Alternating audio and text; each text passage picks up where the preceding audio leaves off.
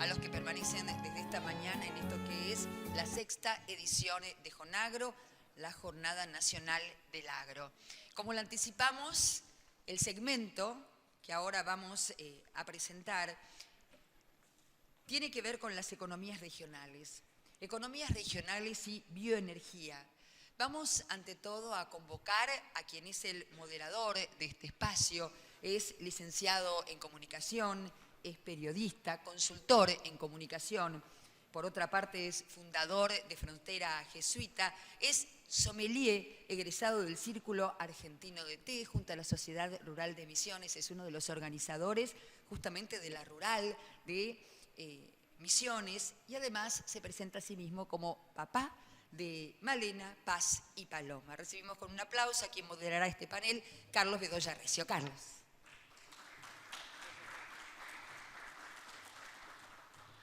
Buenas tardes. Bueno, gracias Karina. Qué linda oportunidad la de estar acá. Sí, me presento como el papá de Paloma, Malena y Paz, mis 3 nenas. Bueno, me toca sacar adelante este espacio bonito. Somos poquitos, pero los importantes como en nuestro interior profundo, ¿no? Somos los buenos.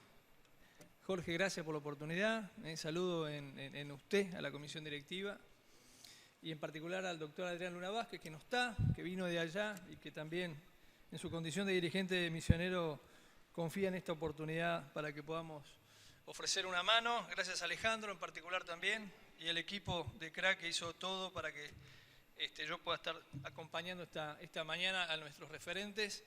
Ya los vamos a llamar. Yo quiero ir al grano, a la nervadura quiero ir, para dar un poquito de marco, las preguntas muy básicas, muy simples, ¿no? ¿De qué hablamos cuando hablamos de economías regionales y dónde hablamos de economías regionales?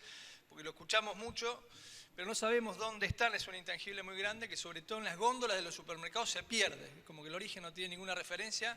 Hay góndolas, sino, en todo caso, lugares asignados a las condiciones propias de las economías regionales. Son las economías extrapampeanas puntualmente, son las economías que refieren a productores pequeños o, como nos gusta decir a nosotros por allá, grandes productores de pequeñas escalas. Son producciones intensivas o de mano de obra intensiva. Son muchas cosas como para ir hilvanando. Ojalá que después de esta charla, cuando escuchemos a nuestros especialistas, podamos entender mejor y que se vuelva a revisar la economía regional como una estrategia, no solo como un concepto, la economía regional como una decisión también. Otra manera de preguntarnos qué es una economía regional es pedirle a los presentes que levanten la mano los productores de yerba, si están aquí en nuestro salón, y nadie levanta la mano, pero había uno. Estaban por acá, sabré debe ser un mate porque la hora del mate. Y si no, los productores de té, que sabemos que no están tampoco. Ya les voy a presentar. Mira, me quedé con algo del panel anterior para ir rompiendo el hielo, o calentando un poco más bien este asunto. ¿Cuál debe ser la unidad mínima? Eso que se lo voy a preguntar al ex ministro de la Producción de Corrientes, el diputado Jorge Vara, que hizo rápido su trabajo en sesión para que nos pueda acompañar acá puntualmente. Después se lo voy a preguntar porque con él vamos a abrir el panel. ¿Cuál debe ser la unidad mínima en la región? Pregunta que hizo Di Stefano en paneles anteriores. Que tiene, por ejemplo, en Misiones 10.000 productores que tienen un promedio en sus yerbas de 25 hectáreas. Y son para nosotros el sujeto agrario de la zona, ¿no? Y desde ahí se da mate se ceba mate a todo el país. Vamos a un poquito más grande, pero sí. ¿Es la que toma Messi o no? ¿Llevan la uruguaya? Hay un debate grande sobre ese tema. Acá Rapetti me dice, ¿no? Que Corrientes tiene yerba desde ya, sobre todo el complejo del Grupo Las Marías, Playadito, de Cooperativa Ariegui y demás. Grandes amigos. Bueno, vamos a escuchar, a compartir la visión en la medida de lo que podamos hacer, la experiencia del arroz, la experiencia de la yerba, de la leche.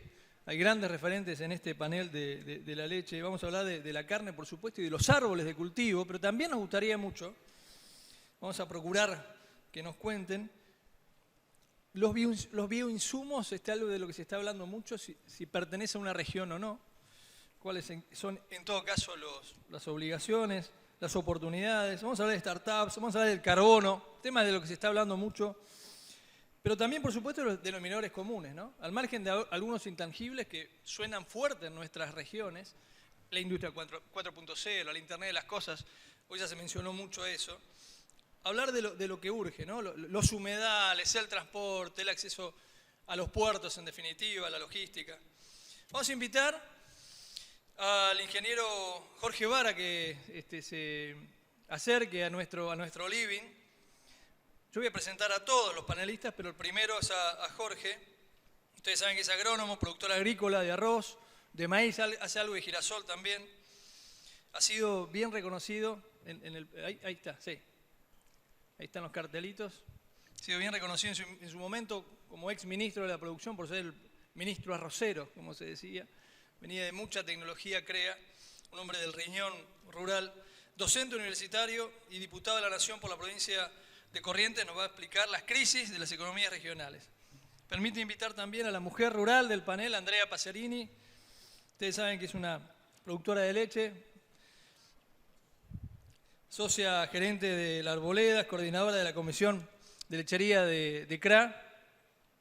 Es una mujer rural de Carlos Casares y nos va a contar la cadena agroindustrial láctea, sus desafíos, más allá de la macro.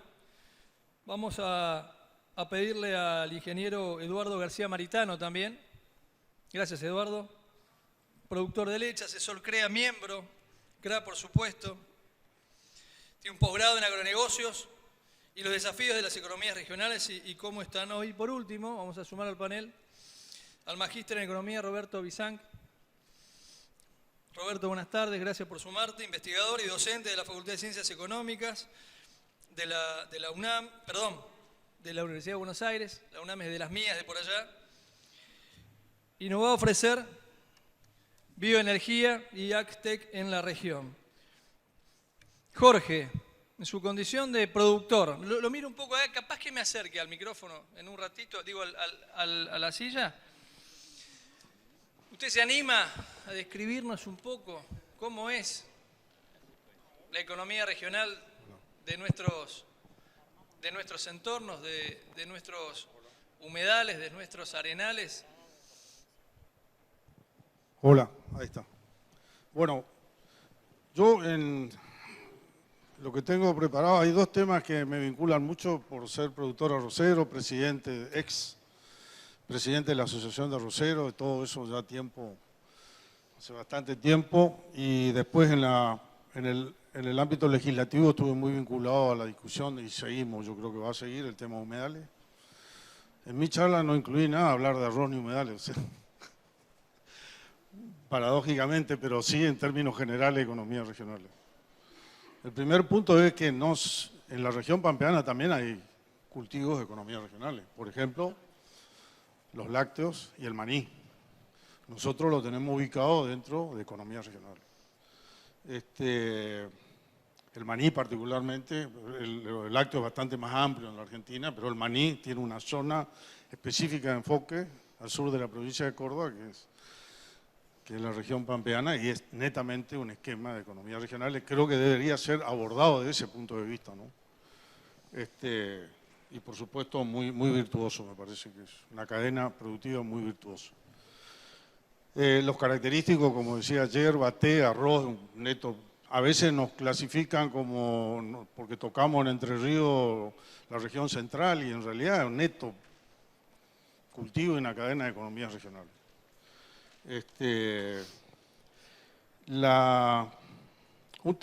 Otra cosa que quiero aclarar, que es un cultivo, una cadena muy importante para la Mesopotamia de economías regionales, que es la forestación, que se lo deja por ahí afuera de los productos agrícolas ganaderos, pero en realidad para nosotros es un tema muy importante, además que tiene una muy buena simbiosis y potencial simbiótico con la actividad ganadera, por los silos pastoriles que ya vienen avanzando mucho. Es decir, nosotros en Corrientes ya tenemos 65, 70 mil hectáreas de silos pastoriles. Y si lo vinculamos a temas productivos y a temas de huella de carbono, que vos mencionaste por ahí también al pasar, es un tema con un gran potencial. Carbono, no carbono cero, es carbono positivo en realidad. entre lo que genera el pastizal que está abajo y la forestación y lo negativo que puede generar la vaca, estamos ampliamente positivos, digamos. Carbono positivo. O sea que no solamente nos resta, sino que en realidad suma para neutralizar otras actividades, ¿no? Pero yo tengo preparado una presentación que me parece que va a enfocar, porque acá hay dos cuestiones, yo divido en dos cuestiones. Una es la cuestión coyuntural, que a veces tan coyunturales ya se convierte en medio permanente, como por ejemplo el tipo de cambio, que es un tema que me gustaría hacer algunas apreciaciones, y por qué impactan, y lo vinculo a economía regional, porque impactan en forma diferencial a los cultivos de la región pampeana y a las economías regionales. Y mostrar algunas cuestiones. Y después ir a los temas estructurales, que están muy vinculados a la competitividad de las economías regionales, sobre todo las que están más alejadas de los puertos de salida, digamos, ¿no? Y de qué manera impacta la logística sobre, cuando menor valor unitario, mucho más impacta la logística argentina, teniendo en cuenta, y es interesante mostrar algunos números porque tenemos que pensar en el día a día, pero resulta que dentro de 10 años seguimos haciendo lo mismo. Parece que mañana no queremos ir y dejar la actividad, pero dentro de 10 años estamos hablando acá de lo mismo, y resulta que sí, bueno, porque hace 10 años ya no se discutió esta cuestión, es decir, cuestiones estructurales. Si hay un problema que tiene la Argentina es la inmediatez, es decir, ya parece que estamos corriendo detrás del día a día y no enfocar las cuestiones estructurales. Y yo creo que no hay salida si no enfocamos las cuestiones estructurales, con proyecciones más largas, ¿no es cierto? Así que no sé si está preparado para la presentación o... ¿Está cargada la presentación? ¿Está cargado? No, ahí la tendría que ver, ¿no? Sí. Ah, ahí está. Bueno, voy a tratar de pasar rápido para no demorarme mucho en cada una, pero me parece que hay temas interesantes para...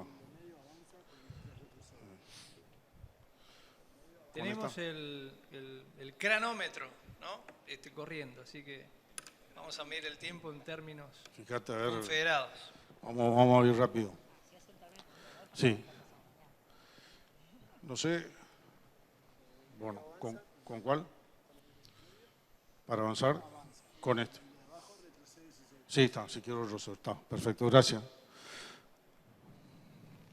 Por ejemplo, un tema tipo de cambio. Si nosotros vemos este gráfico, acá está tomando 2017-2022, está tomando, supongo que están viendo bien, ¿no? Ya está claro, ¿no? Yo miro acá, pero... tomamos estos 5 años, si nosotros proyectamos a 20 años o a 60, 20 años estamos más o menos parecidos. Es decir, Uruguay abajo, Argentina arriba. Bueno, listo, estas son las condiciones. O sea, acá hay que ser piloto de tormenta y navegar en la tormenta, no en aguas calmas. Digamos. En todo caso, Uruguay. Mire, yo no le quiero poner Paraguay ahí, esos 5 años, porque los uruguayos quedan como tormentas. Lo que es la estabilidad que tiene el país. Estamos hablando de países de la región. Brasil baila un poquito más que Uruguay, pero no la curva arriba. Es un país, parece que más de uno va a mirar eso y decir, ¿cómo hacen esto para manejarse? Bueno, ahí está la resiliencia que tenemos para acostumbrarnos a navegar en aguas tormentosas, digamos. Pero eso es una barbaridad. Es decir, fíjense el pico, los dos picos que tenemos ahí entre 2018 y 2019 y otro... Entre 2019 y 2020 está tomado trimestralmente y de lo que tenemos el 2017, ahí cuando arrancamos los pisos, bueno, estamos manejándonos en variables que se manejan con tipo de cambio real de 50-60% entre la base y el techo, o si toma puntualmente algún mes más, ¿no? Este es un primer punto, sobre esto así se trabaja. Hasta que no logremos estabilidad macroeconómica, además tampoco vamos a tener financiamientos adecuados a largo plazo. Es decir, está limitando una cuestión de varias cuestiones, ¿no es cierto? Después podemos decir, bueno, financiamiento, si una cadena de la economía regional de exportación se maneja a, bueno, valor dólar, está bien, bueno, pero después tenemos una brecha cambiaria del 80 y pico % que también es inviable, digamos, ¿no es cierto? Lo dijo el ministro de Economía que vino de Estados Unidos, y dijo, no hay problema, brecha cambiaria, no hay problema mientras sea el 35-40%. Listo, cuando se fue estaba en el 75-80%. Cuando estuvo Julián Domínguez en la Cámara, le dije, Julián, decirle, hacerle acordar que él dijo esto, él dijo, no yo, o sea, dijo y ahora está, y bueno, y después terminó en el 100 y lo bajó un poquito, o sea, hasta el mismo economista académico dice que diferenciales de tipo de cambio entre el 30 y el 35 o 40%, uno podía manejar la economía. Capaz tenía razón, lo que está claro es que con 80 100 altera absolutamente todo. Por ejemplo, en exportaciones, ¿cuál es el perfil exportador de Argentina? Esto no es agropecuario, esto es todo, exportaciones de todo tipo, incluye minería, incluye energía, ¿no es cierto? Acuérdense que en energía tenemos exportaciones, pero también importaciones, o sea, después se neutraliza, pero hay exportaciones, digamos, o sea, después la balanza, esto no habla de balanza, esto es simplemente lo nominal que se exporta. La región pampeana el 77,7%, y después va Patagonia, justamente porque ahí influye la pesca también, que la mayor parte de los puertos de salida son de la Patagonia, Chubut básicamente, minería y parte de energía, ¿no? Después NOA, Cuyo, y finalmente NEA, que realmente tiene una performance muy baja. Y después, si dividimos la región pampeana, Buenos Aires, Santa Fe, Córdoba, de nuevo tenemos marcadas diferencias. Bueno, Entre Ríos y La Pampa muy atrás, ¿no? O me quedé, o no pasa. Ahí está. Uno de los problemas, ¿y por qué lo muestro por provincia? Porque es un problema de regiones. No sé si de tanto de cultivos regionales, pero sí de regiones donde esos cultivos se desarrollan. Olvidémonos arriba, Ciudad de Buenos Aires, una realidad totalmente distinta, la capital de la Argentina, bla, bla, es como el lado Cava. Pero veamos el resto de la diferencia. De ciudad cada 1000 habitantes, ¿cuántas empresas cada 1000 habitantes? Lo que es La Pampa y cuando terminamos. Y fíjense en las provincias que están abajo, digamos, en cantidad de empresas, o sea que están por debajo del promedio de la nación, que son 13 empresas cada 1000 habitantes. Ese es un promedio. Es bajo el promedio nacional, aclaro. Es muy bajo. No pongamos Chile ahí, digamos, porque si no, hacemos sapo. No pongamos Chile, pero el promedio de 13 es bajo. Pero si analizamos en los problemas de la desbalance que tenemos en las regiones, fíjense, les nombro la provincia. Dentro de la región Norte Grande, Corrientes es la que mejorcito está con 8, digamos, que es malo, digamos. Chaco, Misiones, Catamarca, Tucumán, Salta, Jujuy, La Rioja, Santiago, Formosa. Todas las del Norte Grande. Justamente. La mía en verde es la que mejorcito. Después ya empieza San Juan, San Luis, bueno, provincia de Buenos Aires, Santa Cruz, etcétera. Bueno, esto es un tema, digamos. Este es un tema. Y ahí le voy a decir dos cosas. Es decir, la densidad de empresas se mide, es producto de es función de dos cuestiones. Es producto de la natalidad de empresas, es decir, las empresas que nacen y cuánto duran activas las empresas. Argentina tiene una mortalidad elevada de empresas, o sea, duran relativamente poco tiempo, pero el mayor problema hoy en realidad, el 80% de este problema, 70 y pico % de este problema está en que en realidad no se están creando nuevas empresas, o sea, no hay emprendedores, ¿sí? No hay empresas y está muy vinculado al comportamiento de la macro que mostrábamos muy sintéticamente en el tipo de cambio, por tomar un indicador, son mucho más, los economistas van a describirlo mejor, pero es una de las cuestiones. Pero el problema es que no se están generando empresas, hay poco estímulo para la incubación de empresas. Es decir, después que la empresa sobreviva, hace a cuántas empresas vamos a tener cada 1000 habitantes, pero el mayor problema es el primero, no el segundo. Capital empresarial, empleo privado. Hoy me pasé un poco, ahí está muy sencillo, bueno, está. Empleo privado cada 1000 habitantes. Dejemos de lado Cabo, olvidémonos la ciudad de Buenos Aires de nuevo, está, listo, dejamos de lado. Empecemos por abajo, es decir, lo que vamos a Tierra del Fuego y terminamos. Fíjense las de abajo, Catamarca, Corrientes, La Rioja, Chaco, Santiago, Formosa, las mismas provincias del Norte Grande. Estas asimetrías en el desarrollo son un problema no solo de las provincias del Norte Grande. Cualquier país que tiene una situación así lo considera que es un problema nacional y tiene que haber políticas nacionales claras y definidas para solucionar este problema. El mejor ejemplo, creo que es un ejemplo que hay que observarlo mucho, es cuando se unifica Alemania. Digamos. Las asimetrías que tenían, hubo un esfuerzo de uno para acomodar los otros, porque hay un concepto de nación que nosotros hace rato dejamos de tener. Y pagaron, 4 o 5 años pagaron caro, y nadie se quejó.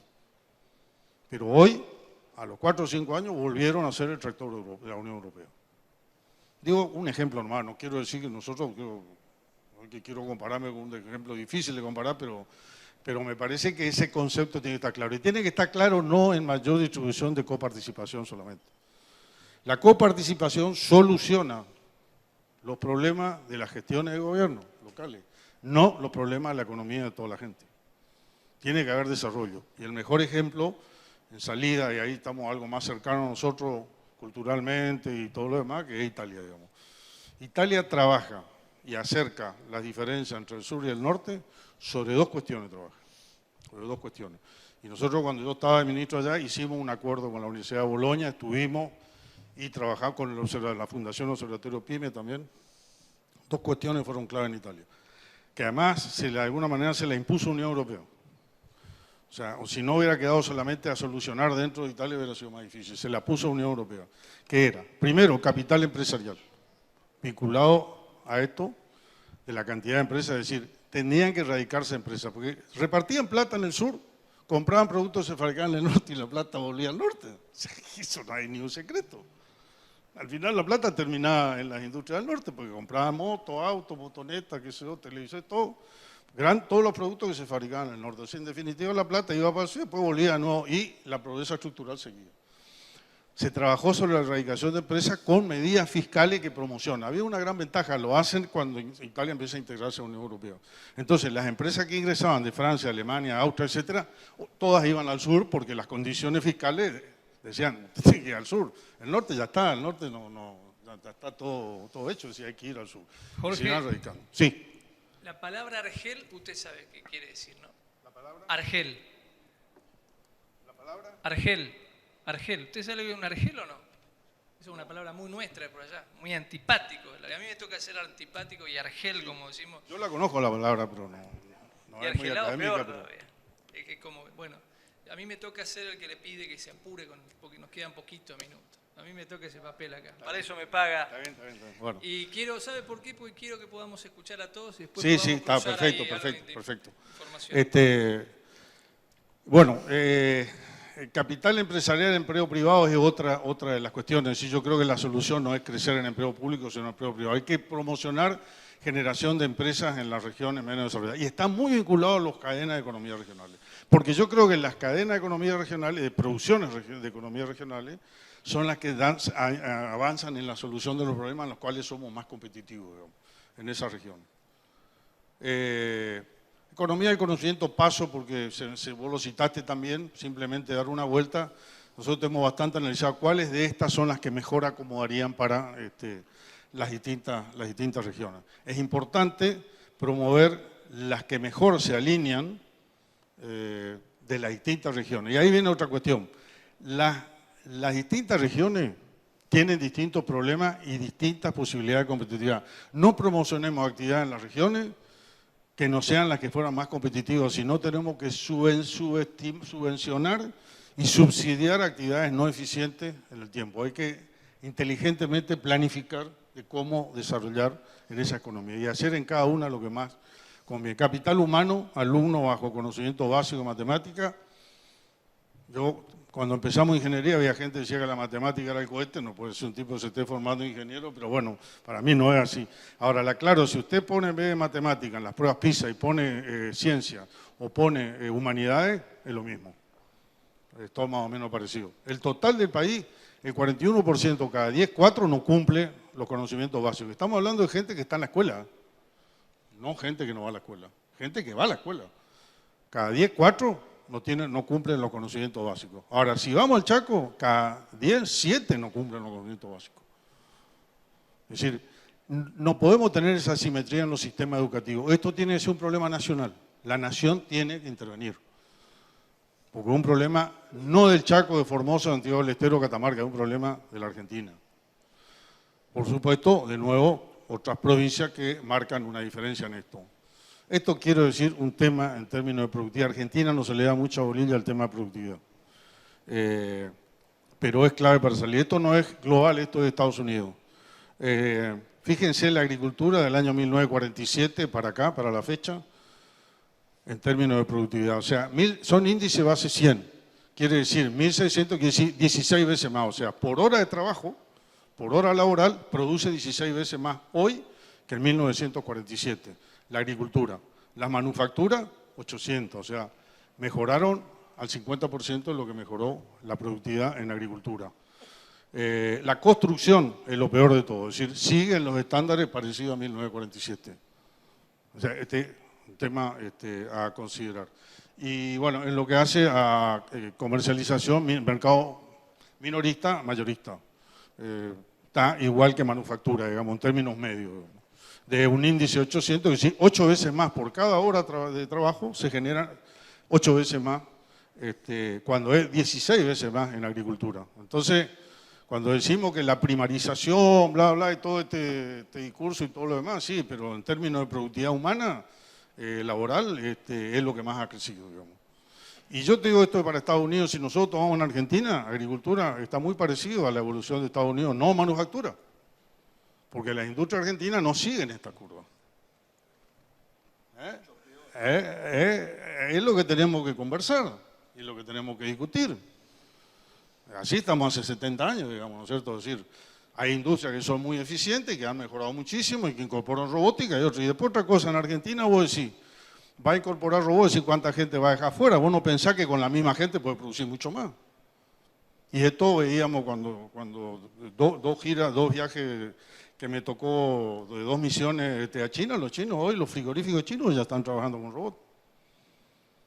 Están pelando ovejas con robots. Imposible competir con la industria china. Nosotros tenemos ese acuerdo con la Unión Europea. Nosotros no podemos hacer un acuerdo similar a lo que está diseñado la Unión Europea con China. Imposible. Nada, ni Estados Unidos puede competir. Si quiere abrirse contra China, es imposible, es inhumano la productividad que tiene China. Jorge, le pido podamos ir pensando. Voy rápido. Otra cosa, acá tomo un ejemplo nomás de economía regional, ya voy avanzando. El gap tecnológico en madera, industria de la madera. Argentina y Chile, no nos vamos muy lejos. Argentina y Chile. Fíjense la producción de madera cerrada, el 35% del rendimiento nuestro, en Chile el 50%. Esto quiere decir que la materia prima nosotros, el 65% de desperdicio. Está bien, la mandamos a energía, de hecho Corrientes lo está haciendo, va a energía, pero en realidad lo lógico es que vaya a producto final de madera. En el caso de Chile, más del 51%. Ahora, ¿qué pasa? Nosotros tenemos empresas, en Argentina, en la provincia de Corrientes tenemos 7, 8 empresas nomás de eso, que están en niveles similares a los de Chile, o un poco mejor del promedio de Chile. O sea, tenemos empresas, ahora hay un desfasaje fenomenal. Es decir, ¿por qué todos tenemos que pagar la falta de productividad en esa y la falta de eficiencia de trabajo en estas cuestiones? Y el tema de logística, con eso ya voy redondeando, transporte, que es uno de los grandes problemas. Fíjense, yo estoy comparando países parecidones al problema nuestro. Argentina, bueno, Estados Unidos, Brasil, Australia y Europa en general, que no es comparable, digamos, ¿no es cierto? Fíjense, el rosado ese es automotor, transporte, logística terrestre, automotor. El azulcito ese es ferrocarril, 4%. Y el 0,5, ni se ve fluvial no existe, ¿no? Y eso, a los efectos de evitar gastritis, no vamos a hablar del tema fluvial porque nos toca estar sobre el río, nosotros no tenemos hidrovía. El 3% de lo que se mueve en la hidrovía, estamos hablando de Rosario para arriba, Rosario para afuera otra cosa, para abajo. El 3% es mercadería de producto argentino, el 97% es básicamente paraguaya, en menor medida Brasil y Bolivia. O sea, desapareció la hidrovía, la matamos a la hidrovía, Argentina. Puede ser negocio para las empresas que manejan eso y negocio para los gremios que trabajan sobre la cuestión, pero para nosotros ya no es. Y el tema del ferrocarril es terrorismo. Y el precio no es problema, la curva esa azul que ven es tarifa promedio en ferrocarril. Estamos bien en tarifa. El problema es que no hay capacidad de carga. Fíjense, vayan al NOA a ver qué porcentaje de la producción de soja de Tucumán sale y sale un porcentaje, otro porcentaje no puede salir, pero no hay capacidad de carga. Es decir, lo que falta es capacidad de carga. Y es un tema que eso nos quita competitividad, cuando más lejos estamos, peor. La evolución de la red ferroviaria argentina en 1860, fíjese la velocidad que crece entre 1870 y 1910. O sea, en 40 años todo lo que hicieron. Y después, pum, se quedó, cayó, se recuperó un poquito. Y eso que dice ahí en 2010, de la longitud, de arriba de 30.000 kilómetros, eso ni siquiera todas están utilizables. Guarda, ahí figuran vías que no se utilizan. Esta es la estimación de demanda derivable 12% de incremento anual que deberíamos tener para 2035, si fuera un plan razonable. Y si calculamos, esto transformaría desde el punto de vista de un mapa, digamos, ¿no es cierto?, la actual y futura, que es lo que debería ser. Lamentablemente la Mesopotamia no está contemplada. Jorge, Muchas gracias. Gracias, muchas gracias. No tuve que hacer nada. Vamos a pedirle... No hablé de humedales, ni de arroz. Era importante, pero el transporte esto es vital. Nosotros no tenemos hidrovía central, es casi paraguaya, me quedo con esa conclusión. Vamos a pedirle a Andrea Pacerini, siendo la... Vamos así. ¿Así? Bueno. Por la lógica de la situación. Bueno. Roberto, tenés el... Hola. ¿Me ponen el ¿Está cargada la presentación? pituto? Ahí está. Bueno, muchísimas gracias por la invitación. La verdad que es un placer. Y después de la pandemia, doble placer, porque nos encontramos con amigos un poco más jóvenes que antes. Segundo, un placer el conjunto de compañeros que estamos acá, porque más o menos tocamos la misma melodía. Yo lo que voy a hacer es, me voy a ceñir... Ahí está. Digo, lo que quiero es tratar en estos dos temas, el tema de bioenergía y el tema de AgTech, tratar de dar respuesta a los dos interrogantes de la pregunta central de Jonagro, o sea, cómo puede caminar el campo y la industria juntos y qué futuro queremos. Entonces voy a tomar esos dos ejes y vamos a terminar en economía regional necesariamente. Tema de bioenergía. Va en el sentido, hice las anotaciones para acordarme yo, no porque quedan registradas, ¿no? Va en el sentido de las agujas del reloj. La gran novedad del tema campo y energía, a mí me parece que pasa por tres cosas que dos son totalmente nuevas en los últimos 20 años. Estamos acostumbrados en que la relación del agro con la energía es ir a la YPF y cargar nafta o gasoil. Y con el nuevo modelo de producción, sea arroz o no arroz, o soja o no soja, le aparecieron dos cosas más que quedaron enganchadas. Primero, el grueso de los insumos está enganchado con el precio del petróleo. O sea, sube el precio del petróleo, no solo sube el gasoil, sube la cuenta de fertilizante, la cuenta de herbicida y varias cuentas más. Y la del riego, no se lo voy a recordar acá a Jorge. Eso le pone una característica muy particular a la relación precio-rentabilidad en todo el sector agropecuario. Y encima de eso aparecieron todos los biocombustibles después del 2005, con lo cual hay un precio piso para la soja y para el maíz dado en la relación directa con la nafta y el gasoil.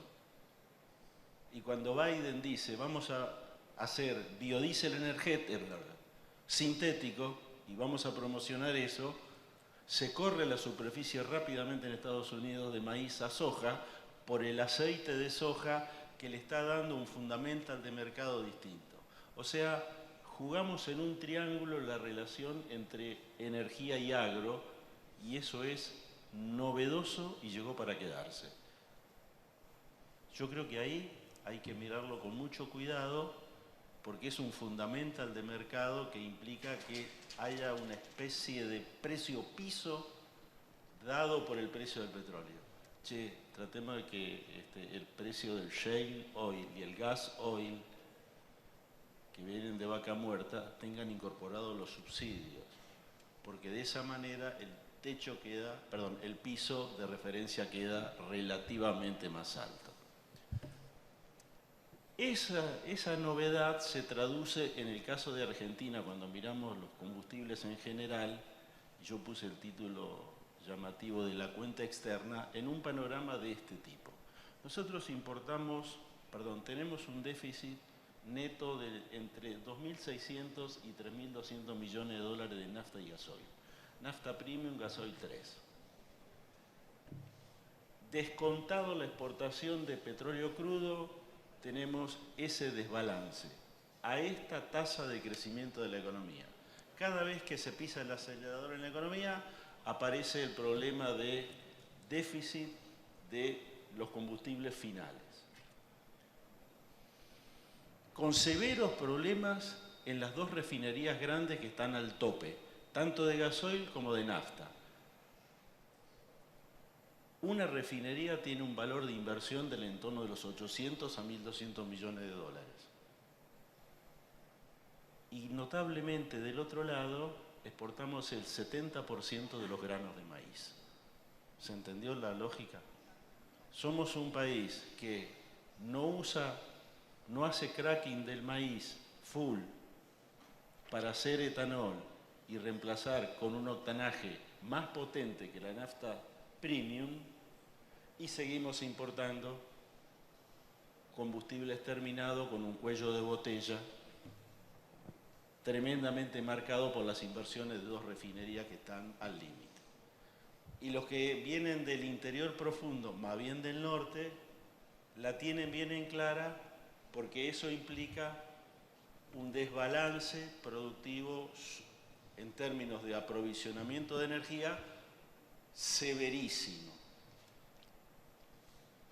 En el mejor de los casos, si se alinean los planetas, terminamos el gasoducto para exportar gas y petróleo crudo.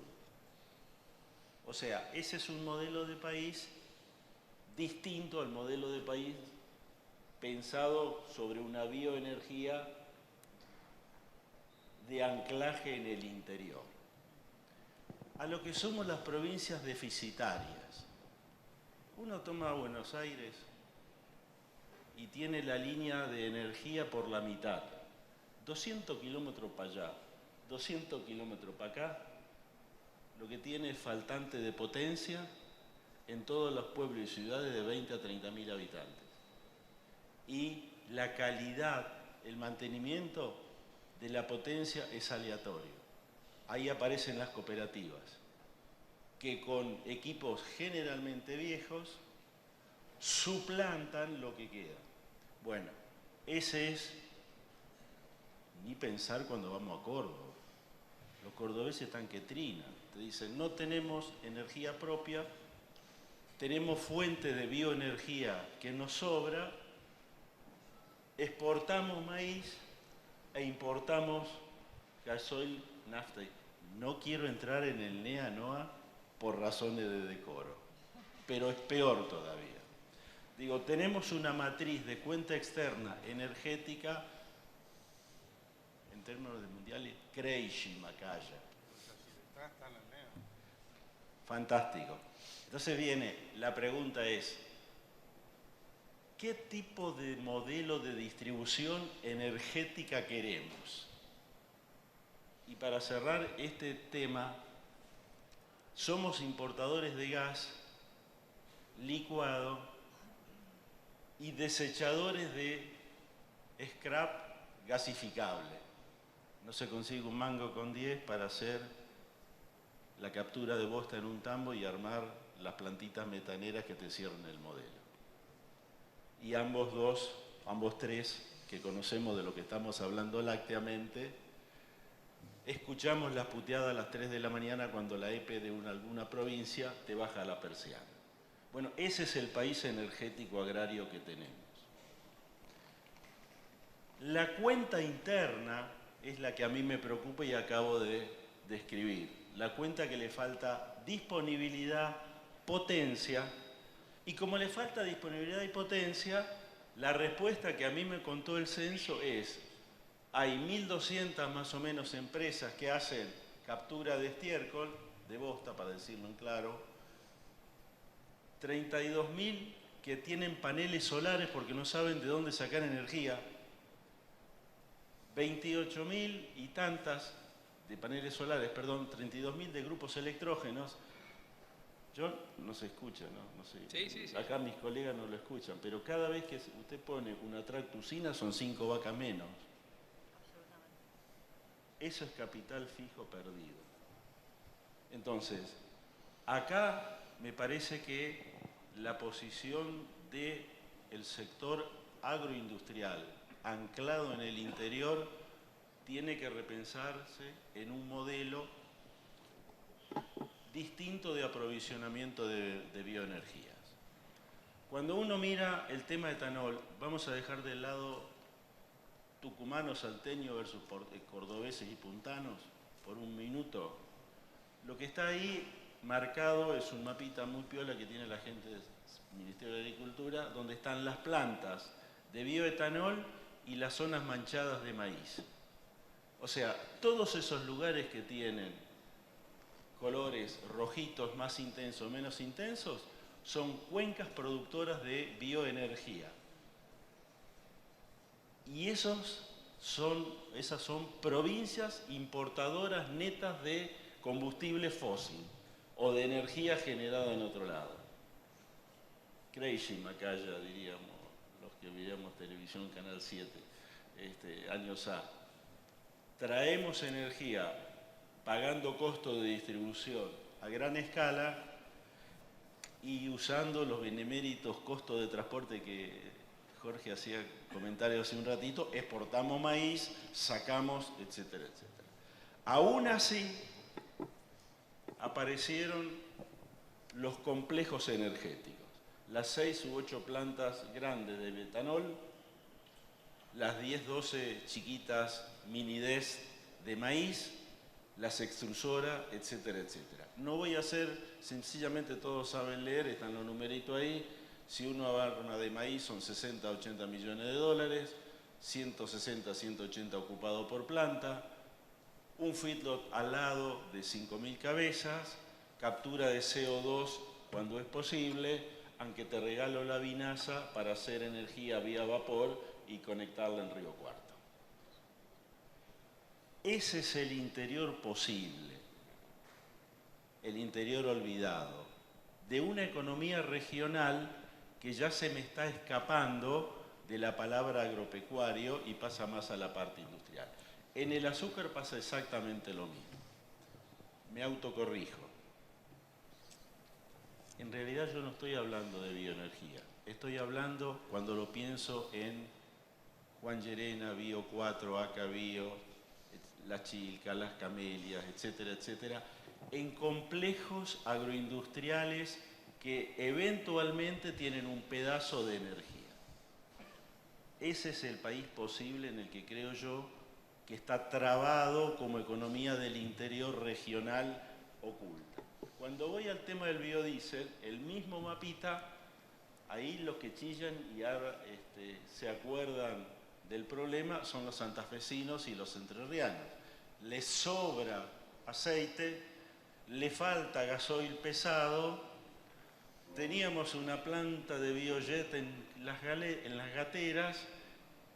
Socialmente hicimos una ley de biocombustible mejorable. La planta no se hizo y seguimos teniendo el problema. Yo nací en la zona de Santa Fe y cuando estudiaba en Rosario siempre me maravillaba las primeras veces que iba en los 70 el polo petroquímico de San Lorenzo. Y 45 años más tarde me maravilla las plantas grandes de crashing, las biodieseleras. Y me pregunto, ¿por qué no hacemos una ley de promoción industrial de cracking del aceite de soja, del maíz, de la dendroenergía correntina? Porque eso también es industria y eso es lo que está planteándose en las economías industrializadas de base biológica de Estados Unidos, de Alemania, etcétera, etcétera. Vuelvo sobre el tema del biodiesel, no porque tenga particular inquina. Sencillamente digo, cortamos en el biodiesel. Tenemos 6, 7 plantas de glicerina de calidad USP, 2 posibilidades de hacer glicoles sobre la glicerina, que importamos todo y Sichi ya sabe un montón del tema. está la UNL con 2 patentes en la mano, un preproyecto dando vuelta, la orquesta está, el baile no empieza porque el poncho no aparece. Me parece que ahí es donde tenemos que tener una definición pensando en la agroindustria en grande, ocupando territorio de una manera totalmente distinta que la que teníamos hasta la realidad actual. Y hay otras formas de bioenergía, que es la tercera, la que podríamos llamar el pasaje del residuo al insumo valorizado.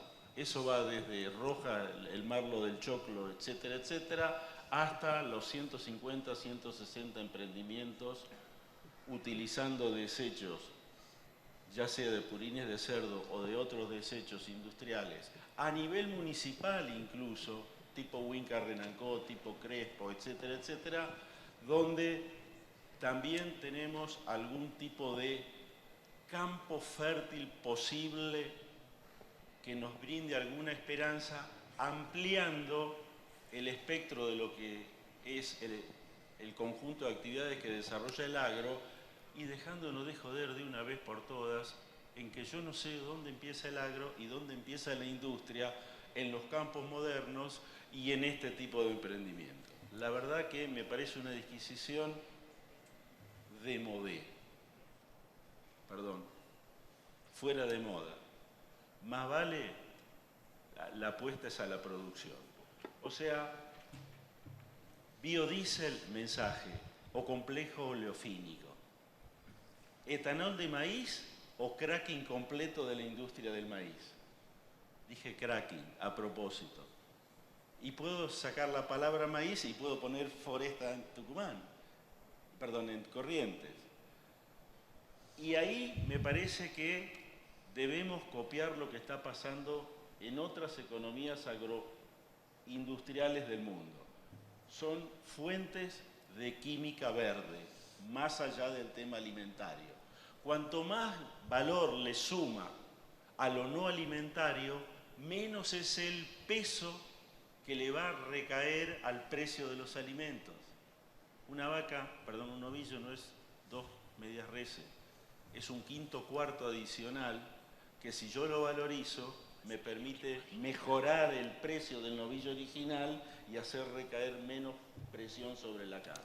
Roberto, Sí, señor. hago una pregunta y así podemos ir cerrando. Sé que falta todo el episodio de Actec todavía, ¿no? El episodio de Actec es, nos pasamos la vida pensando que la tierra, los animales, los pollos, los caballos y los chanchos eran todos igualitos. Y le poníamos una tecnología idéntica a todos. Ahora apareció la lógica de, entre la modificación de los sensores sobre las máquinas, ¿me siguen? Más la biotecnología de avanzada inteligente, que ya no es la semilla, es edición génica sobre el bioma del suelo. La pregunta o el desafío futuro es, yo respeto la naturaleza en cada ambiente, analizo su trayectoria y le hago una tecnología flexible en lo que llamamos 4.0. Ese es el concepto que se viene. ¿Dónde estamos? Miren, estamos como el primer partido de Argentina.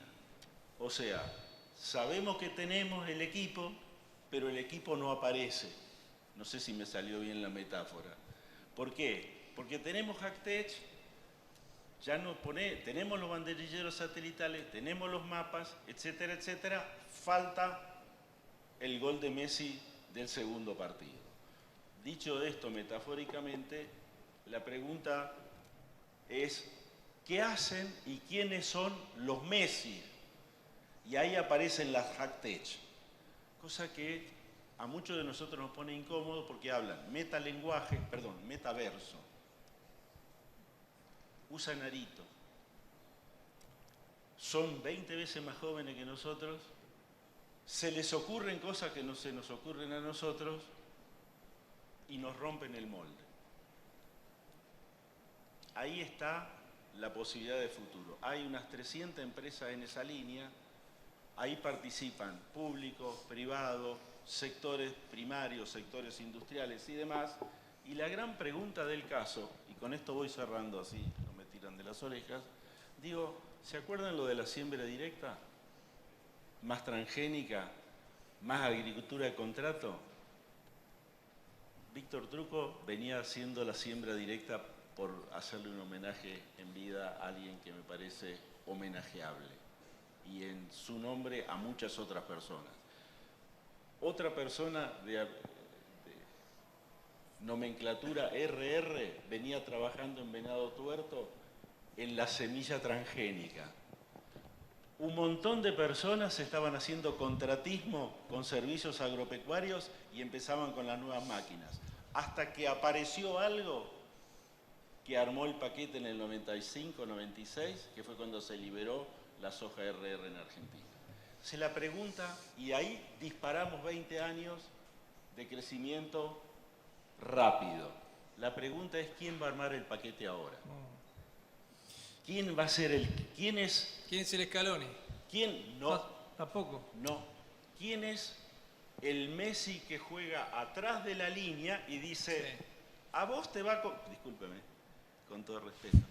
A usted le va a convenir hacer este pedazo porque va a ganar si es que ella coopera y García Maritano apoya. El que arma el juego colectivo. Por el momento, los que tienen el control de los mapas satelitales creen que lo pueden hacer ellos. Los que tienen las máquinas inteligentes creen que lo pueden hacer ellos. Los que tienen la biología inteligente, tanto en semillas, en animales como en bioma del suelo, creen que lo pueden hacer. Y el sitio en construcción es el decisor que va a tomar y arriesgar para hacerlo. Eso no está definido y no son claras las señales para que esa persona, en un marco de cierta estabilidad, haga la apuesta a crecer en productividad por hectárea y no crecer en volumen agregando hectáreas. Gracias, Roberto. Muchas gracias. Muchas gracias.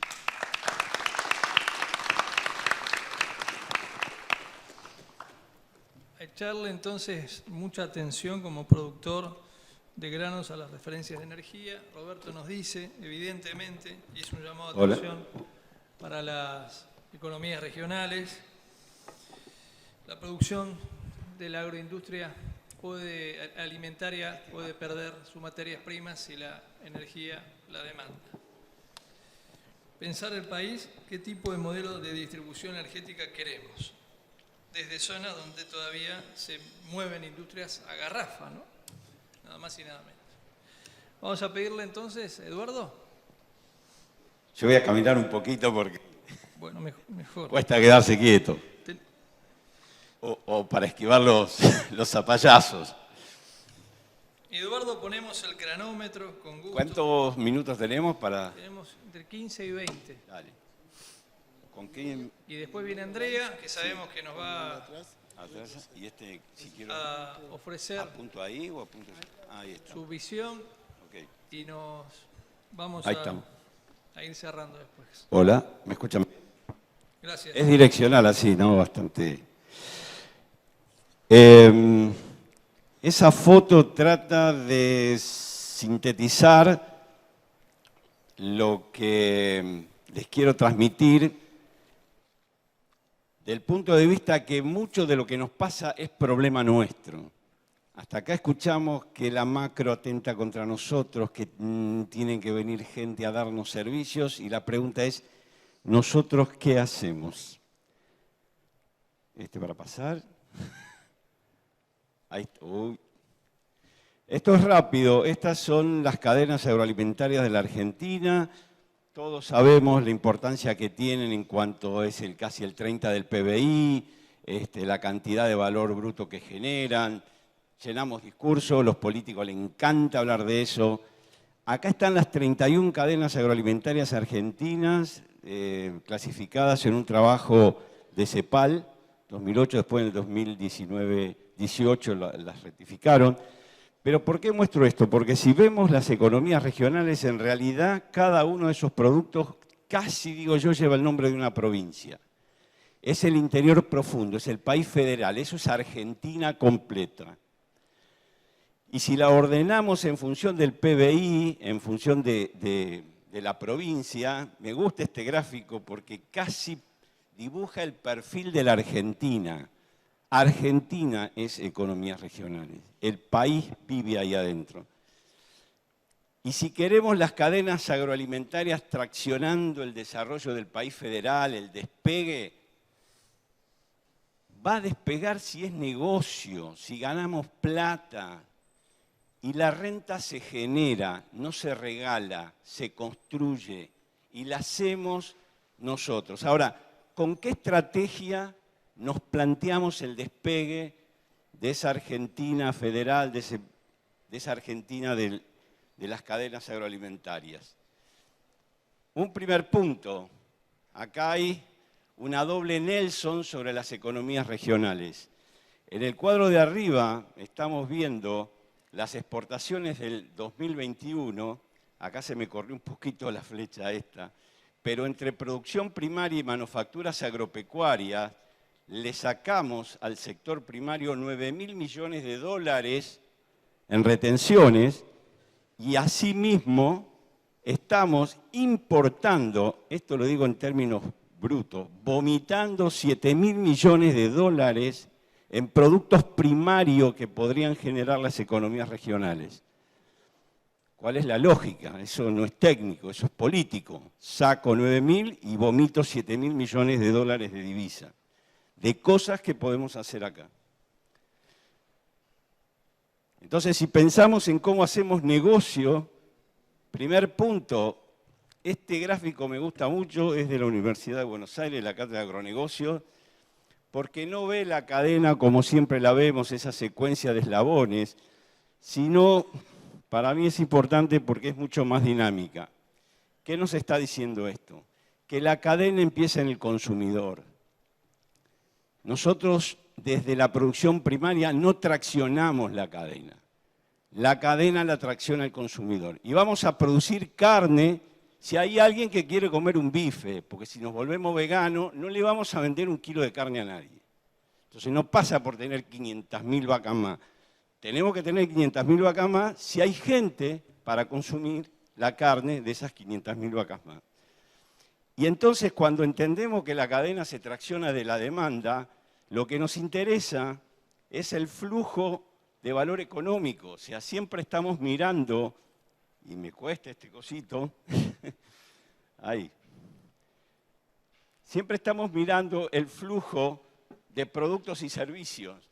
Miramos las cadenas siempre atrás de la tranquera. Y entonces nos esforzamos en el producto nuevo, en la técnica nueva, pero nos olvidamos de dónde se forman los precios. Y los precios no se forman del flujo de bienes y servicios. Este gráfico que lo pongo porque es muy bonito, la gente de FADA me cae súper simpática, pero este no es el cuadro que tenemos que mirar si queremos ver negocio. En realidad, este es el cuadro de una economía regional generando riqueza, desde el consumo hacia atrás. ¿Por qué? Porque no hay más plata para repartir en una cadena de aquello que pagó un consumidor. Entonces, este gráfico no va. No es que sale el ternero de mi campo y yo digo lo que tiene que valer. La realidad es que funciona así, desde el consumidor hacia la originación de materia prima. Y si entendemos que así se construye la renta, este agronegocio, estas cadenas agroalimentarias, pensando en renta entendida como producción, o sea, la parte atrás de la tranquera, la parte fuera de la tranquera, que es la comercialización y cobrar, porque si no nos cerramos el círculo, depende de 3 aspectos importantes. Uno, el entorno institucional país, porque no es lo mismo producir en Argentina que en Uruguay o Chile, hoy lo vimos. La competitividad de los eslabones, o sea, cómo nos interrelacionamos, y el marco transaccional. Puesto eso bien en criollito, podemos pensar que la renta del agronegocio, o sea, lo que va a traccionar el desarrollo de las economías regionales, depende o está parada en un manquito de 3 patas: competitividad de los eslabones, marco institucional país y marco transaccional. ¿Qué pasa si alguna de esas patas se quiebra? Se derrama renta, no progresamos y ahí estamos girando. Y yo le decía que hay cosas que nos tocan a nosotros. Marco institucional país es una macro que nosotros solo no la vamos a poder arreglar y es común a todas. Después vamos a ver un poquito de eso. Pero cuando vamos a lo que decíamos, al marco transaccional, y nos gusta ver las cadenas agroalimentarias con ese dibujito, o sea, cómo se secuencian desde el consumidor, y ahí a propósito la corté en la industria. En realidad lo que pone en contacto los eslabones de esa cadena es la transacción. ¿Qué es la transacción? Es la transmisión del derecho de propiedad de mi bien o servicio y la contraprestación en dinero que el otro eslabón me tiene que dar. Y eso es lo que une los eslabones de la cadena. Si esa transacción no está alineada, hay conflicto y hay captación de cuasirrenta de alguno de los eslabones. ¿Y qué tiene que tener esa transacción para que se haga bien?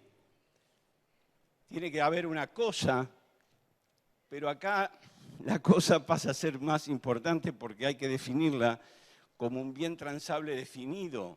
Tengo que saber qué estoy comprando y vendiendo. Y desde el consumidor a la industria eso está perfectamente tipificado. ¿Qué vino compro? ¿Qué producto? Los precios de referencia se construyen y hay montones. Condiciones pactadas, ni hablar, desde tarjeta, contado, diferido, todo bien. Y arbitraje. El que compra, si compra 1 kilo de azúcar, sabe que puede medir si es azúcar y si pesa 1 kilo. Todos esos atributos de la transacción del consumidor a la industria se cumplen bien. Pero ¿qué pasa si tomamos el eslabón que va desde la industria a la producción primaria? Y cuando digo industria, pongo empacadora, ingenio azucarero, bodega, usina láctea, desmotadora, barraca, lo que sea.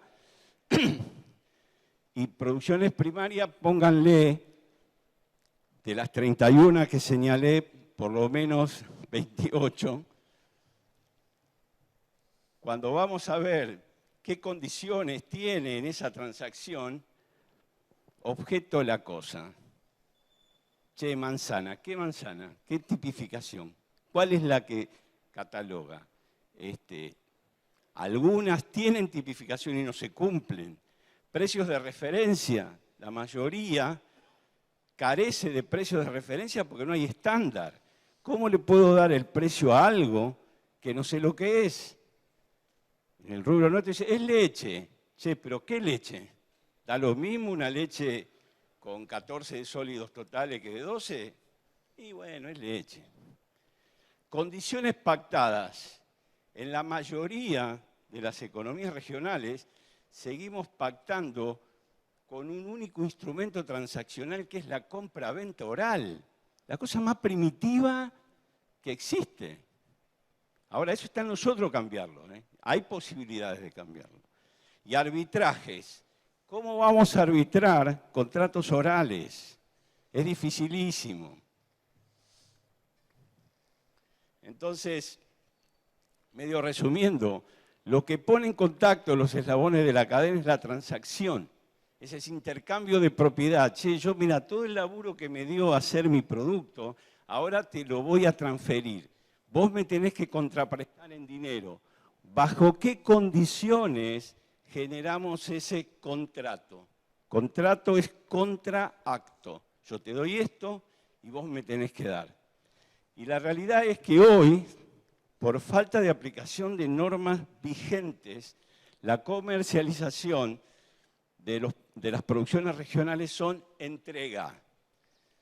Hoy me llamaba Mario Leiva de Mendoza y me decía, hacele acordar a los muchachos de Jonagro que entregamos la uva en marzo y todavía no la cobramos. Y encima desapareció. Ese punto después lo vamos a tocar.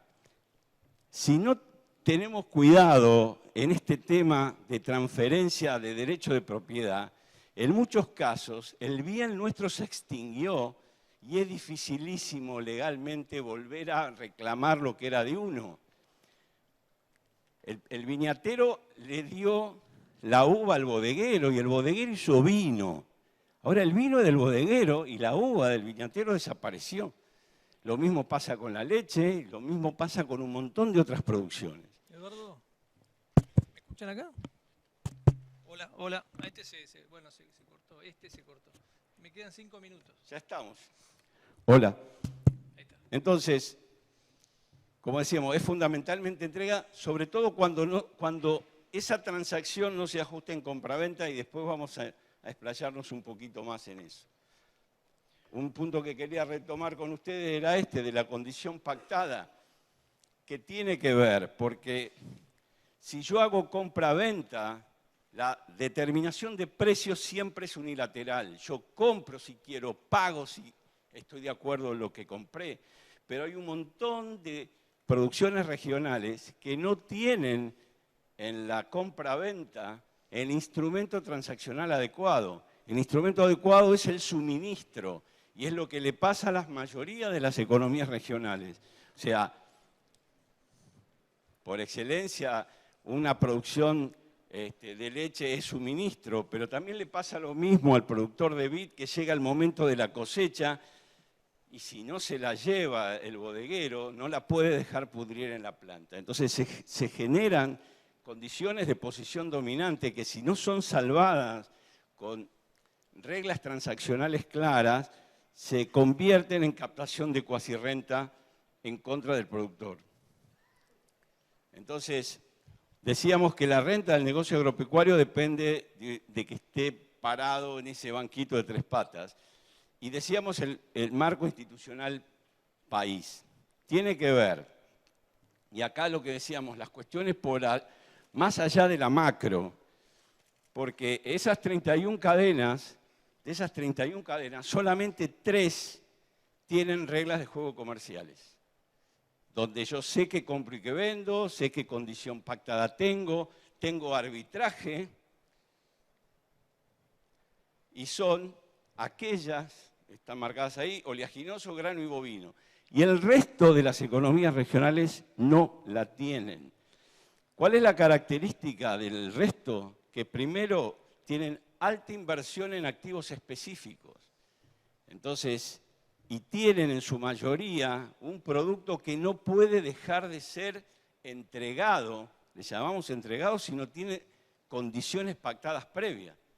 Entonces el productor de cerdo, el productor de pollo, el productor de leche, el productor de manzanas, el productor de flores, que se da vuelta y dice, che, no produzcan más porque el mercado hoy no me acompaña en el precio. Y si no tenemos ni un estándar, ni tenemos precio de referencia, ni tenemos contratos arbitrables, bueno, la condición de desajuste es mayor. Un minuto. Ahí estamos. Vamos al... ¿Por qué decimos que esto es importante? Resumiendo, tenemos el eje de la transacción, que es el bien transable definido, precio cierto, consentimiento. Eso es cumplir con leyes vigentes. El eje de la información que se genera teniendo cumplido la transacción, nos da la posibilidad de que si nos coordinamos, construir mercados. Y acá, hoy estuvimos hablando de las ACTES y demás, nos estamos olvidando de esto, que son las DAO, organizaciones autónomas descentralizadas. Esto es pasar de la democracia delegativa a la democracia distribuida, es pasar de estructuras piramidales a construcciones horizontales, donde la coordinación del modelo a construir que decía Roberto, es posible hacerlo con esto. Son eficientes, son transparentes, no corruptibles, resisten presiones externas y además son escalables. Y eso lo podemos hacer nosotros. Eduardo, tengo que Ahí pedir estamos. que... Resumiendo, desde CRA, si queremos las cadenas agroalimentarias traccionando el desarrollo, pleno cumplimiento de los marcos legales, pedir república, convergencia, convocatoria, participación y coordinación entre actores como eje de políticas públicas y construcción y armado de mercados institucionalizados, que lo vamos a hacer a través de las DAO. Muchas gracias, Eduardo.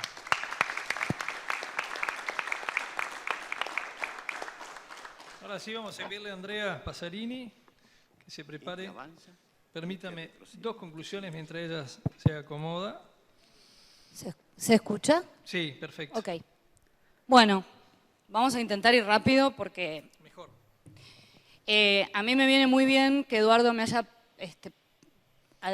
precedido en la palabra, porque voy a ahorrar 20 minutos. marco teórico. No, marco teórico, porque yo la verdad es que estoy acá para contar el día a día de alguien que produce leche en Argentina, ¿Cuántas personas? en la tendrán provincia de Buenos Aires, con 12 familias viviendo en el campo. Son más familias que Nordoqui, que es el pueblito que tengo a 9 kilómetros,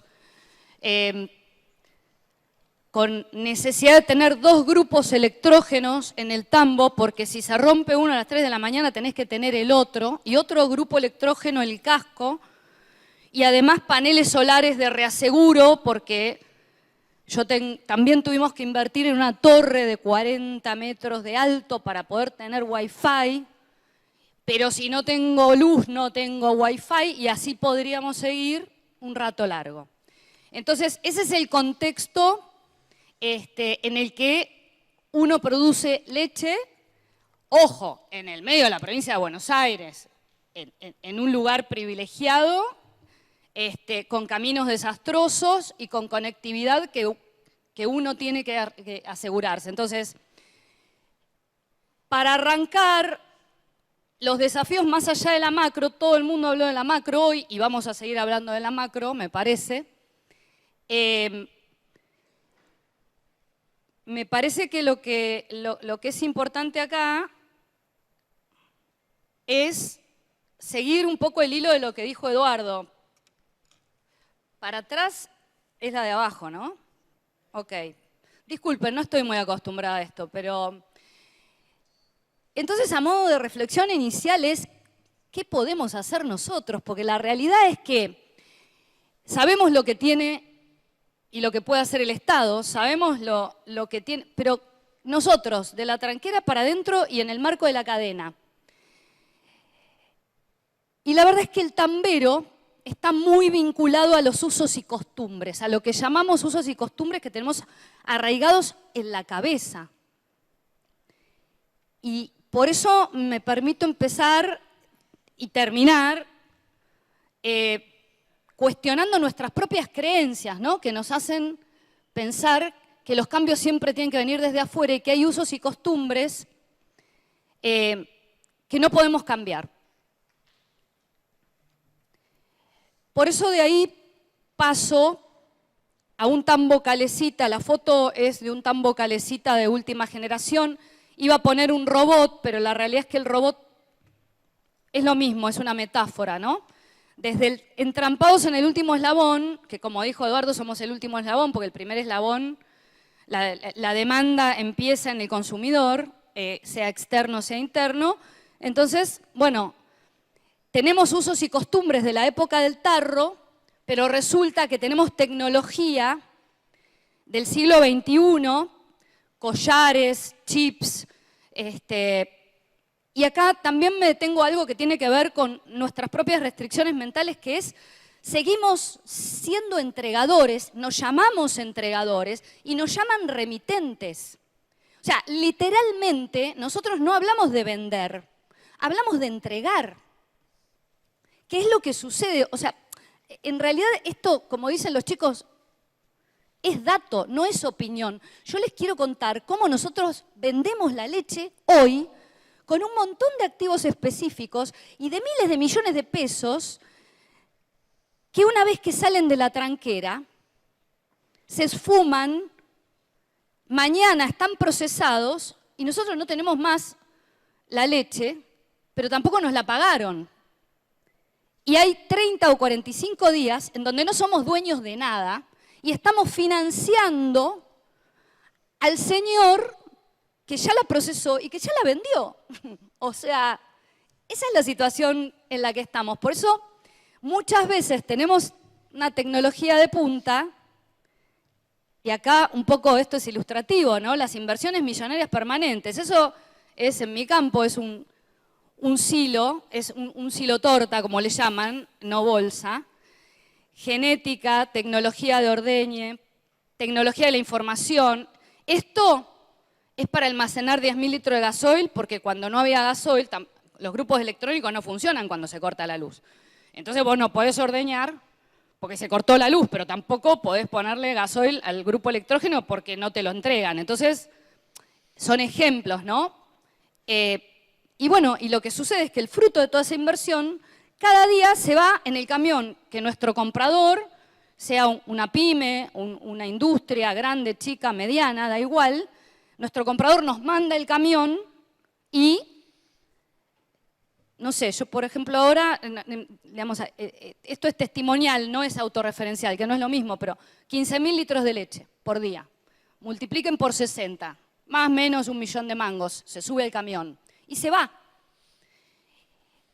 Y resulta que el Código Civil y Comercial nuevo dice que la compraventa oral es pago contado, ¿no? Según me enseñaron. Entonces, bueno, en teoría, esa leche a mí me la tendrían que pagar cada día, si todo esto estuviera más o menos ajustado a derecho. Pero la realidad es que, bueno, ahí tenemos el camioncito que se fue, con el producido de todo nuestro esfuerzo, todo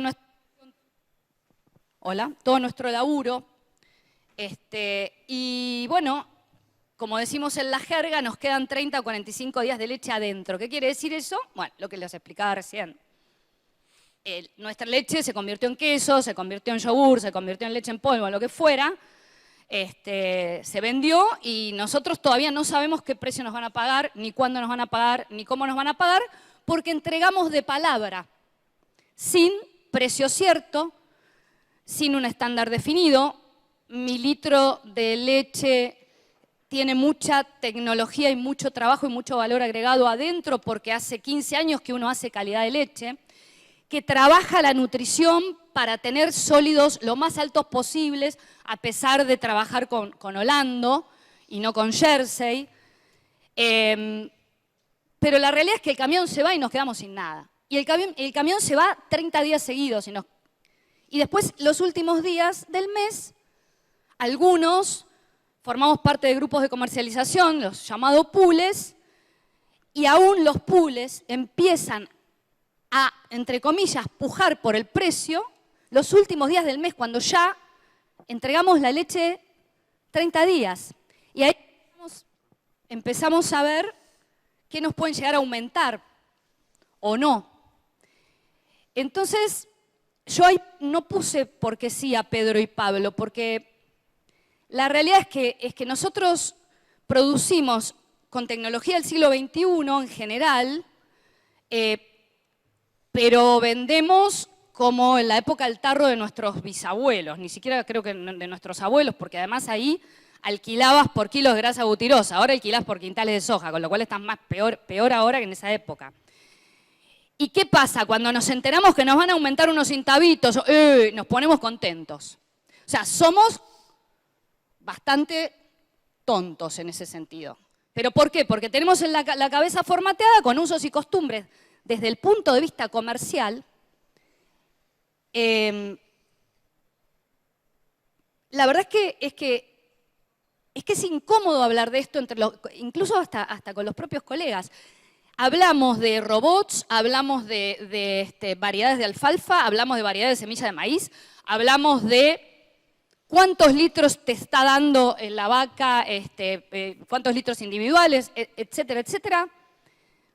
Pero de cómo vendemos no hablamos, porque llamamos mercado al mercado de la leche cruda, como llamamos mercado al mercado de los cereales oleaginosas y bovinos, que mostró Eduardo, que tienen reglas de juego comerciales y que se manejan con compra-venta oral. Yo vendo unas toneladas de soja o vendo unos novillos, pero ¿qué pasa?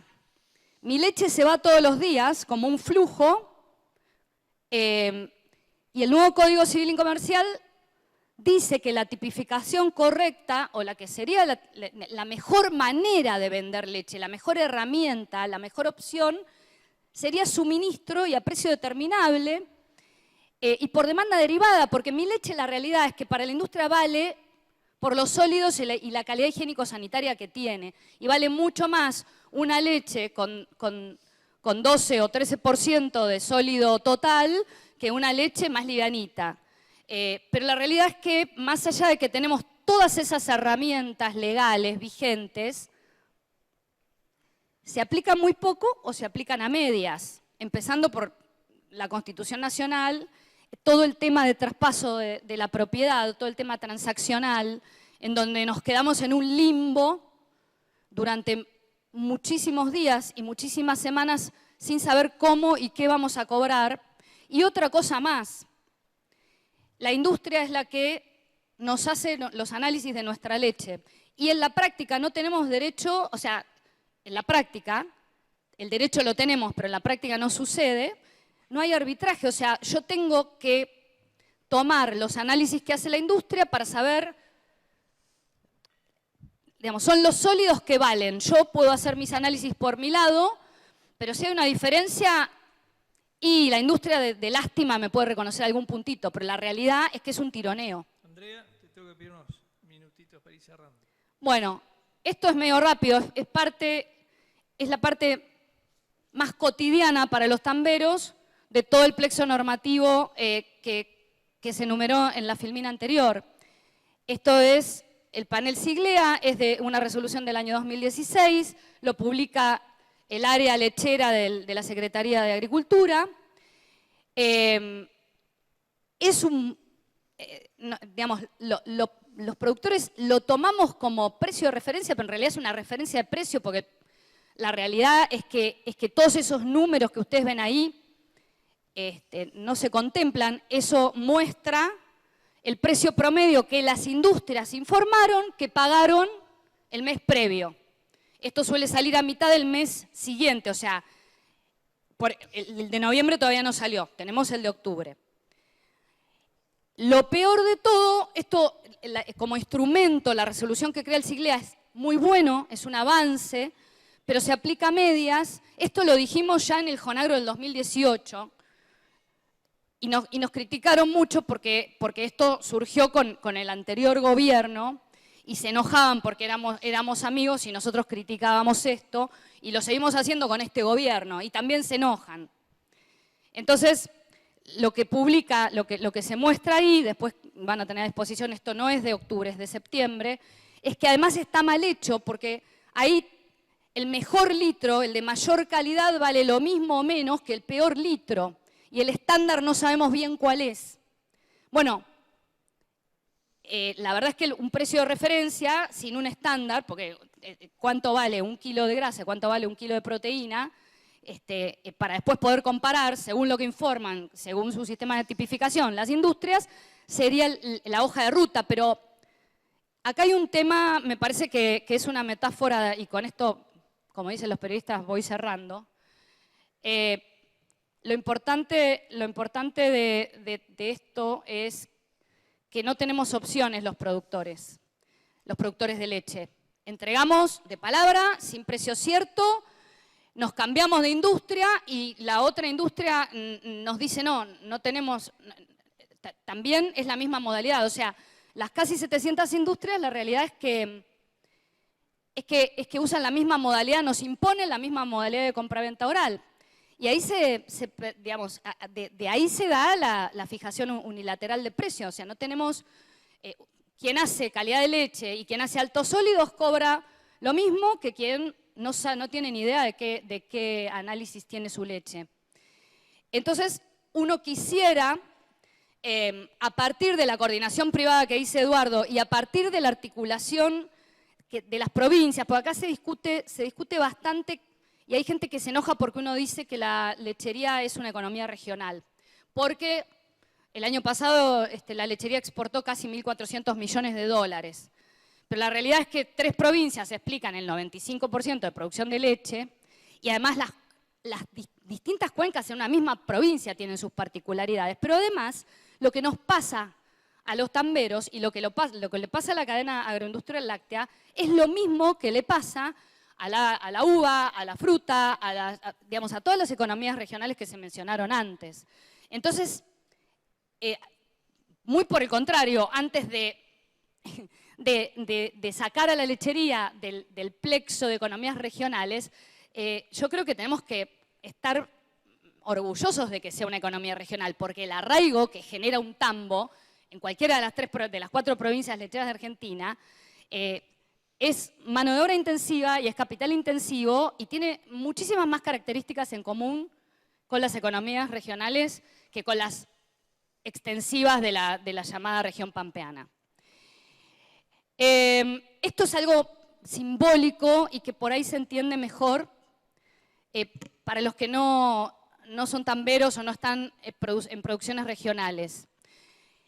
Todas las distorsiones de la macroeconomía, las devaluaciones, esos señores de abajo son del gremio Atilra que bloquean plantas y pymes y en definitiva y cobran bonos compulsivos millonarios que la industria agacha la cabeza y paga. Pero todas estas distorsiones, los derechos de exportación, los reintegros mal pagados o no pagados, ajustan en el eslabón que padece fijación unilateral de precio, por todo lo que les expliqué antes. Es de un nivel de vulnerabilidad la situación del tambero. Y hoy, y esto me parece muy importante porque hoy el gran tema incluso de los diarios que no son específicos del mundo agropecuario, hablan del dólar soja. Y hoy yo le puedo explicar mejor a mis colegas que producen trigo, que producen granos, o que produce soja, o que produce carne bovina, lo que significa no tener mercado. Porque un mercado no es un rejunte de oferentes y demandantes, un mercado es un ámbito institucional donde rigen leyes y un plexo normativo y reglas de juego comerciales. Bueno, todo eso que no hay se paga en el precio del tambo. Y eso es importante entenderlo porque cuando la industria arregla con Atilra o cuando hay una devaluación o cuando tocan los derechos de exportación, en la cadena, la caja de resonancia y el eslabón más vulnerable es el tambo. Gracias, Andrea. De nada. Muchas gracias.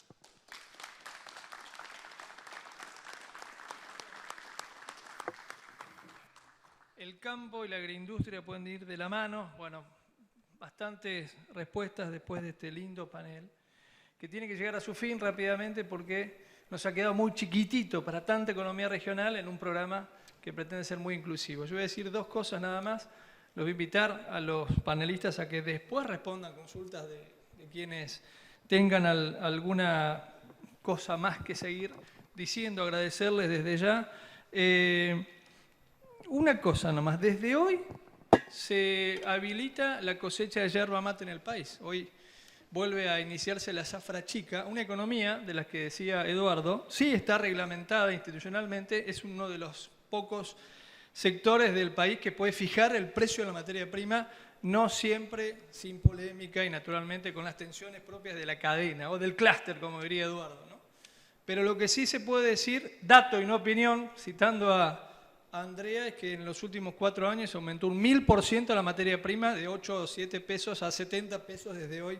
Precio de referencia oficial, quien no lo cumple la industria debe rendir cuentas. Y además, algo que decía señor Eduardo Roberto, ¿a quién le vamos a vender esto? Está vigente desde este año también, no sin poca polémica desde ya, la prohibición de plantar más de 5 hectáreas por productor yerbatero argentino en todo el territorio nacional, lo que representa también una mirada, naturalmente polémica, viciada, de observaciones jurídicas, constitucionalistas y demás, pero pretendiendo conducir la evolución, entendiendo que hay un consumidor que hoy no puede pagar más de 700 pesos el kilo de yerba mate en góndola, que representa más o menos 20 o 25 pesos la ronda de mate. El litro de mate está más o menos a ese precio. Referencia como para cerrar este panel. Me queda pensar nada más, después de escuchar y agradecerles la posibilidad de haberlos interrumpido tantas veces, que más que economías regionales son identitarias, ¿no? Y que así como ahora las regiones, las provincias, los gobiernos, los productores, Roberto diría desde las bioeconomías, los servicios ambientales que son capaces de vender para reacomodarse, Cuando escucho a Andrea digo, además hay servicios nacionales atrás de esa producción, ¿no? Porque emplean, porque garantizan el arraigo y porque más allá de que sean 10, 12, 15 o 5 las familias, garantizan el compromiso entre tantos que tienen geopolítico del productor argentino. Gracias, Jorge. Adelante con Jonagro. Hasta cualquier momento.